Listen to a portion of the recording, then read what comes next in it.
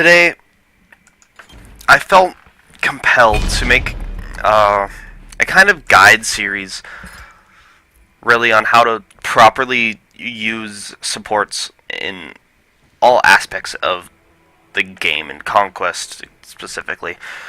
Really, I kind of want to showcase off cool things you can do with supports, how to properly use them, how to build them. Actually, PBM has a pretty good build guides that he does, so I would check him out. The video will be in the description below. But I'm gonna start off this series with somebody who NA just really doesn't use, besides Incon, of course. It's super underutilized, and really I want to see a lot more play of, because she is incredibly strong. I am, of course, talking about Athena. Liberty, equality, fraternity. She has always kind of been the apple of my eye as a Guardian. I had a really tough time learning to play her when I first started out, back in Season 1, somewhere around there, yeah. I just didn't understand her, and it took me forever to really figure it out. And I should turn off my stats, because my stats are really bad. But, yeah. Again, I feel like NA should be using this character a lot more, especially with her buff really helps with lane clear, which people say is her worst thing, but I don't know. She has some pretty good matchups. I feel like she's pretty good against Fafnir, honestly. She's able to get away from him, taunt him out of his abilities, chase him down very easily. There's a lot of good stuff about Athena. She has probably the second best CC in the game. First best knockups, second best. This is a really big argument. It could be either taunt or stun. You could switch out 2 and 3 either way. I like taunts better than stuns, but stuns still are really good. You can switch them out. I wouldn't be mad. Both make sense, but both, I feel like, are still not being utilized correctly by most of the people who play this game. Let me make sure I'm not an instant cast. Okay. Oh wait, I'm on instant cast here, just to make sure I can showcase the abilities off. Really, her taunt is significant. You should really learn how far it goes. It's about 35 units plus 35 to 33 right here and here. And it forces everybody in this cone to attack you and auto you. So you can do interesting things with that. You can force them to auto you under a tower, take tower aggro. That's kind of it. But you know what I mean. You know, if you have shells, I don't know, or thorns, I guess is what it's called. I don't know why you'd have thorns. Get them to take some extra damage off you. Had anemia, they'd take the extra 20% of damage. But be careful when you taunt people, because I've actually killed my teammates by taunting somebody, because the hunter will be trying to auto them, and they're running this way, and I taunt him, and he gets perfect aim on that person as he turns around and kills him. It was hilarious. But one thing to note when you taunt somebody is it pulls them towards you. Let me rank this up so it looks a little bit better. I need to hit 9. Let's buy some cooldown just to show it off a little bit. Here's that. There's that and that. This doesn't have any cooldown, and neither does that tree. This should be fine. I'm about 30%. 30%. Yeah, 30. That should work. So you can taunt, get your passive off. Your passive is basically after using an ability, you get a long-reaching auto. Here, I'll demonstrate. So now you're kind of glowing a little bit. You'll throw it out. It has like 15% scaling on it. It's okay. It's just a ranged auto. It's not the best passive in the world. But you can use it like that and use it to taunt somebody towards you, but not only towards you and your team, but also towards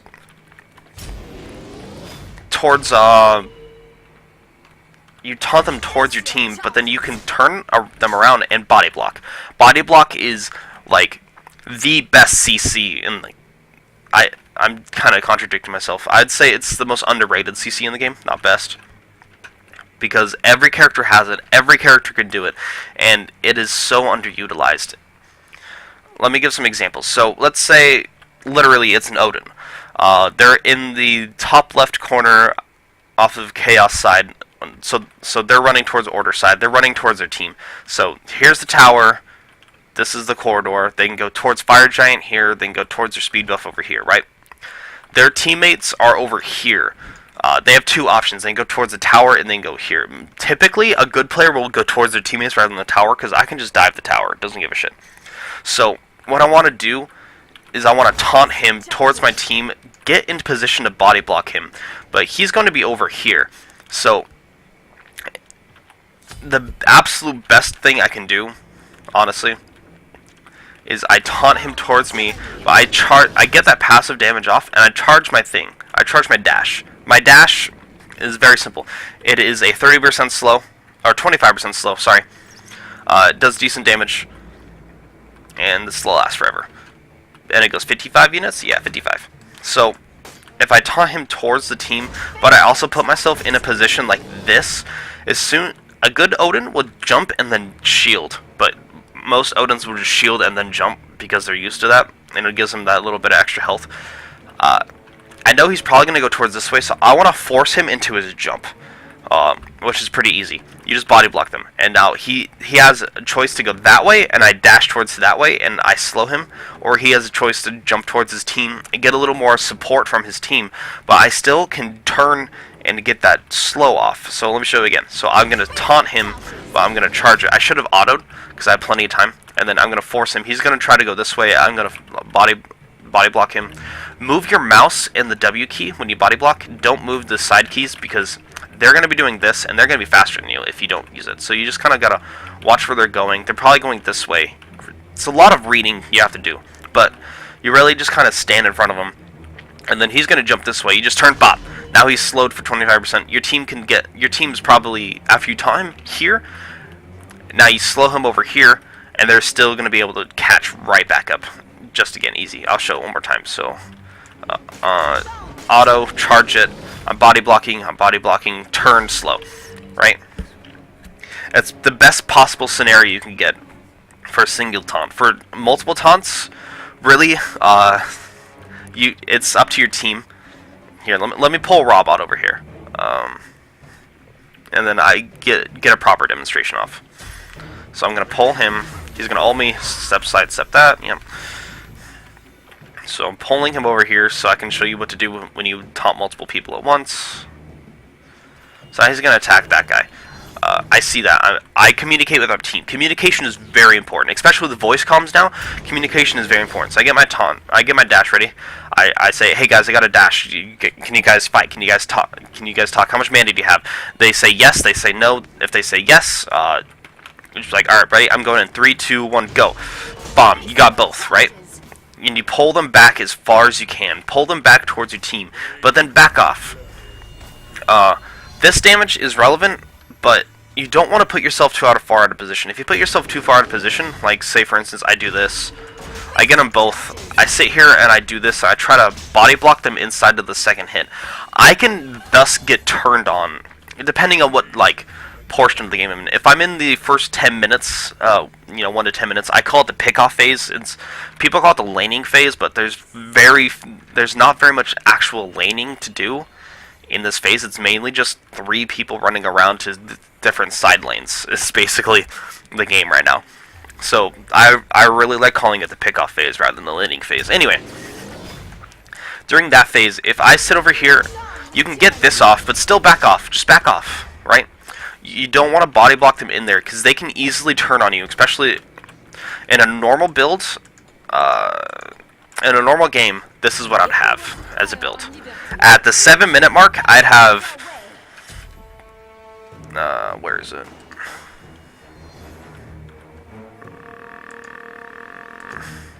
No, it's this tree. I'd have this as a build. This would be my build at the 7-minute mark. And some wards, of course. So... You taunt them both. You get them in like that, right? But they can still turn on you. They have a lot of damage. I have 20 physical protection. 20. That's abysmal at most. If he has pen boots, he's going to be doing basically close to true damage to me at this point. I have base 43. So No, I have 20 protections, but fuck me. Okay, I have like 20 protections, but a physical can kind of shred through that. Well, physicals won't shred through that. But magicals will shred through my magical protection and kill me, basically. That's what I'm trying to say. So again, I want to come up. Guys, you guys ready? Get the double taunt, get some damage off, back off. They can follow up. I don't need to be out of position for them to follow up and not be idiots. That's all. If they don't follow up on a good taunt, T-Money, like, that's on them, not me. Right? It's simple as that. I just want to get that dash taunt off. If I can hit the additional slow, the problem with hitting the slow when you dash taunt is that the slow doesn't do anything. Like, it's cool that you have this. I'd much rather. That's why I really still love Blink on Athena, because you still have the option to slow them after the taunt, which means you have more CC available to you rather than just this one bot taunt thing. You know, you bot, and then you charge that, and you get that 25% slow off. That's strong. Oh my god, raw slow is so fucking good. Jesus Christ. But that's good. That increases the amount of CC I actually have. But in the meta, Shell and Sprint are probably better. Almost every single situation. So I personally love Blink, but I would still pick up Shell and Sprint over it. So yeah, take your time with aiming these taunts. Taunt is the most important part of your kit. Take your time. It's a giant cone, but sometimes they're not always inside the cone, right? Like, I can get these two right here, but what about this guy? You have to really pick your targets and pick your positioning. Also, do not aim through walls. Face your charges. It does not go through walls, is what I learned. Wait, how did he... Okay. Anyway. So that's taunt, and that's my slow. But I haven't really talked about my 3, which... Shield Wall. Shield Wall, let's look at these damage numbers. Level 1. Let's D-rank and show laning phase.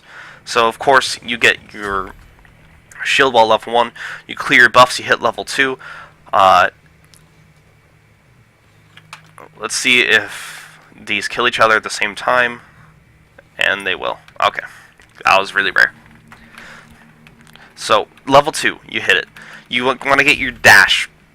9.6 times out of 10, you get your dash. This is how you clear. You kind of wait for them to get close. Spot. You dash that. You hit this. You hit 6 of them, and you instantly clear these archers. Really cool thing about your dash I didn't mention earlier is that you have a second passive. It's block. Basically, when you hit an enemy with preemptive strike, your dash, you get a block stack, and it blocks an auto. So when you dash this, which be kind of hard, that's why I say preemptively dash it, because most of the time they'll be one of their, the support or somebody will be blocking the wave, and you can't dash all the way through it. You want to really hit the whole wave with your thing. Everybody always says that it's kind of dangerous to do that with Athena, just, dash the wave. But honestly, if you do it right and at the same time, and your hunter isn't a brain-dead moron, it's really good. Because me by myself at level 2, here, let me get rid of, let's recreate a level 2 scenario, so I wouldn't have any of that power. I think I have, I have more mana, I have enough mana, so right about now, you're going to take 3 archer shots, unless this one bugs out and keeps fucking hitting you. But this by yourself, plus your minions, I've almost cleared the wave in 5 seconds by myself. Now, if I add a hunter into the mix, it's gone. It's boom, boom, done, cleared. Now, at level 2, or level 3, really, you have a choice. You can get an extra level in here, which means you get 95 plus 150 damage, or you can get your taunt. Honestly, that depends on communication, and depends on the lane matchups. If you have a bad lane matchup, you're probably not going to be dashing the waves, So you probably want to be clearing at least archers under tower. So getting this extra damage off is really strong to help you secure a little bit more gold. But on the other hand, taunting somebody under tower is super strong too, because you force them to hit you, etc., etc. It's really quid pro quo. It both has their uses, but honestly, just get level 2 if you're behind, or even. Unless you have a complete lane pressure, I don't think you should get taunt until level 4. Because if you're farming correctly, you're gonna do the wave, buff, wave, buff, wave, buff, buff. You do buff, buff, wave. Second wave, you should have pressure for both of these waves. If you, especially with Athena's amazing buff clear, typically oracles, and then back to wave, and then wave, and then you rotate to mid. At that moment you should probably be rotating to mid. Ooh, okay, let's see who wins. Oh, hey, look, I didn't do anything to these archers. This is just how bad the archery AI is. This one is going to lose. And now they get an extra creep and I don't, which is why the game is so shitty right now. So, again, this hits twice, bop twice. It's good to taunt people into it. It does a lot of damage. So let's talk about your ultimate. Defender of Olympus. You enter this stage and you just look around the map. You can see every single teammate. The second you see a teammate in trouble, bop, just hit them. Because not only can you teleport to them globally, it gives them 20% mitigation, and if they're in the radius of your ultimate, it does 350 damage. Let me show you what this looks like. So, I think I can. Can I? Yes, I can. Okay. Let's clear this and set up for the next wave. The wave should be up. Hello? God damn it, Hi-Res. Alright, so this is the next wave. So I'm just chilling, but then I notice, and we're clearing, but I notice my Raw is getting ganked. I instantly go, bop. I might miss some farm, but stopping First Blood, stopping basically any way of them snowballing by me teleporting there, giving him the damage mitigation, and leveling the pressure is more significant than that farm for me. Especially as a support, I should be technically under-farmed. I'm probably going to be under-farmed like all game. And that's okay. It really is. Supports have really good base stats, and that's what makes us good.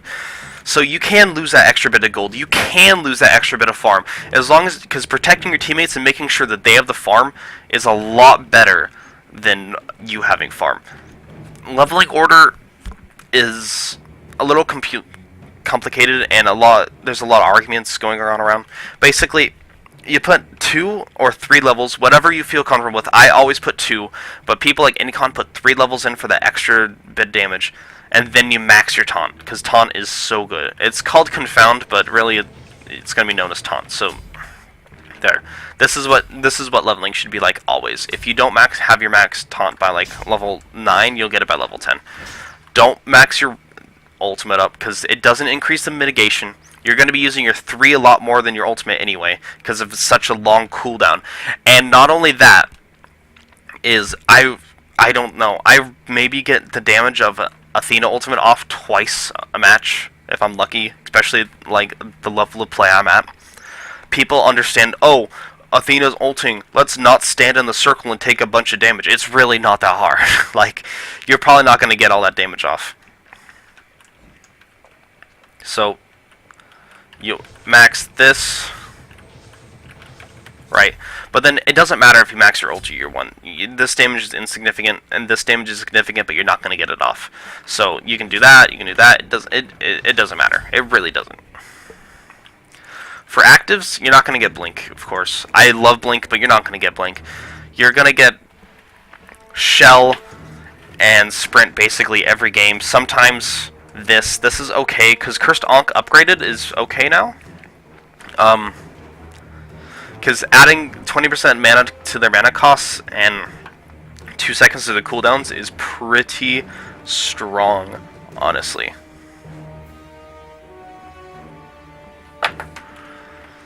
This is pretty strong too, but no active in the game right now is as strong as Shell. Giving those upgraded block stacks and giving the here, yeah, let me show you. So Shell basically gives you a second Athena passive, but to all of your allies in this radius, every single one, plus a bunch of HP. It's so strong. It pick it up every game. It's disgusting. Timing Shell is a different video. It's not that hard. You see that they're initiating, you just pop it. You just pop it, and then everybody gets that little extra bit of damage. It's not complicated. Again, for builds, watch PBM's videos. He's going to do a lot more for them. For me, I'll just show a simple build right now. So you kind of want to build, because physicals do a lot of damage. You build, where is it? Physical defense. Jade Emperor's Crown. Because it's passive, not only does it give you 100 health, which is strong, and magical power, and 60 physical protection, which is really good for any defense item. 60 physical protection is a lot. Enemy gods in 55 units have their physical power reduced by 30. Now, physical power and magical power are two different things. If this was reducing magical power by 30, it probably... that's like half of your boots. But this is almost entire Warrior's Tabby. Right? That almost gets completely rid of their power boots and damage. And it gives me that much protection. It is so strong. Pick it up every game. You can also get Voidstone. I love Voidstone. It's a lot more support-oriented with 70 magical protections, 150 HP. With this kind of build, yeah, I'd be about level 14. Right now, I'm sitting at pretty good protections, right? This whatever stage in the game I'm in. Let's see. I'm at 130, 118. I love picking up a health item here. It could be really anything. I feel that Mail of Renewal is really underrated right now. It has 10% cooldown reduction. That passive is great, and 400 HP is nothing to make fun of. Look, 27, and then the passive's so good. Shield of Regrowth, like if you're on Fafnir, super good. No, not anymore. This item's dead. Dead to me. They killed it. I don't care what they do to it, unless they change the passive again completely, it's bad. Don't get it. This item is still okay. It's not bad. Like, you can still pick this up. And then not only that, is you get a little bit more you get 30 more protections. Your allies get 30 more protections, and you get 300 HP. Like, that's pretty good. You can also get a Wing Blade for 300 HP. That's really good. Or 250 HP and some movement speed and some 30-second cooldown reduction on your relics. 30 seconds on a Shell. 120 seconds right there. That's crazy good, right? Toxic Blade, yeah, I don't see it on any Guardian, right? No Guardians really utilize attack speed. They don't need that attack speed. So, you know, whatever. Pick your poison. Wing Blade you can pick up in any build and it'll be perfectly fine. If you have an attack speed heavy team, Shogun's Kusari, give them an extra attack speed. Sell your Lona's Mask. Now you have 400 extra gold. You have a lot of protection. Get some more physical protection. Get a Sovereignty. Sovereignty is still good. Heartward's still good. You just have, since they got nerfed, you just have other options instead of just these abilities. You want HP heavy items and you want defense heavy items. I, for one, really love Spirit Robe. I can pick up Spirit Robe and it's super good. There's so many options right now for supports. It's actually like a support paradise. It's great. Spirit Robe's so good. If they have a CC heavy team, mitigating 15%, if you get CC'd, you know you're going to get, that's when they're going to dump their damage into you. So, like, mitigating 15% plus the mitigation you already have plus your defense is really strong. Plus you reduce how much they can CC with the crowd control. If you don't like that, get Mantle of Discord. You have a Geb ult, you get 120 protections, 10% CDR, and a fucking Geb ult. It's so good. Pick up Mantle of Discord. It's a little expensive, but it's okay, because it's really good. People really like Hide of the Urchin right now. I am not a fan of it. I really don't think it's that good. It gives you like, this is basically an unstacked Height of the Urchin without the 250 health and a better passive. This passive takes forever to stack, and at full stacks, it's like the same as a Mantle of Discord. So I don't understand why anybody picks up Height of the Urchin unless you're snowballing completely out of control. I just don't understand it. But that's not for me to decide. If they're really CC heavy and you feel like you are dying too much, get a Magi's. Magi's is good. 30 protections, a CC immune shield. Super good. 350 HP. Now I'm sitting at 2900 HP. Like, that's super good. Sell this, right? I don't know what I want. Maybe I want boots. Maybe I should get boots. Or maybe I don't even have to get boots. Maybe I just want to get a relic dagger. Now I have 2% more movement speed than I normally would.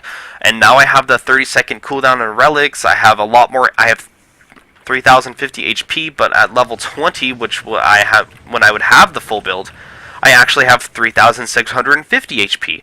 I take away power, I take away protections, I have a lot of HP, I have a lot of defense, as we can see here. This is a fine build. I would like a little more protections, but this is still fine. Like, look at that. Like, this is a fine build, but, oh, I'm a little bit down on protections. I guess I can sacrifice these two, or even I could just sacrifice this and pick up this, and then look at that. I have a shitload of protections. 200 protections, plus...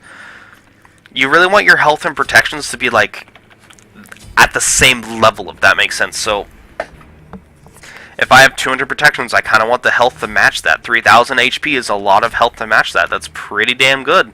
I'm getting HP from this, and this, and this, and this. Like, I'm getting HP from 4 different items. That's so good. Or even that, I can just sell this late game. I can pick up an HP item. That's so good. Support items are so amazing right now. There's so many options. It's almost not a bad build. So keep your head up. Think about what you want. Counter build them. Counter build them. That's all you gotta do is counter build. That's all I want to hear from you guys is, oh, I counter build. I did this, and it worked really well. It's super exciting. Builds are really exciting right now. I hope my guide on Athena and how to play her and how to taunt was really good. Overall, I hope you learned something.